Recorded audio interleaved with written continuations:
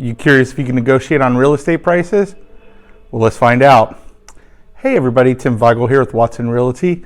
And a big question that's always asked is, can you negotiate on real estate prices?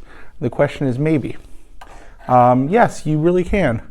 So if somebody lists a home for $180, by all means, you can negotiate down to $150. But here's the thing.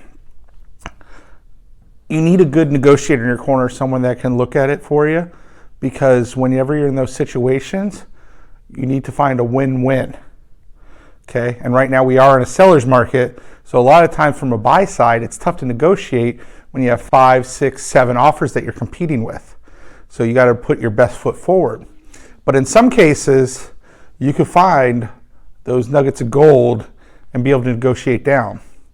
Earlier this year, I had a house that I actually negotiated down about $40,000 off asking, and included pool furniture, and was able to get about $10,000 in closing costs. So, and that's unheard of in this market. Most buyers are going to have to pay $20,000, $30,000 over and waive appraisal. So you got to look at the whole picture and understand the situation going in, so you know what you can negotiate and what you really can't if you really want to get that home. Hope this helps.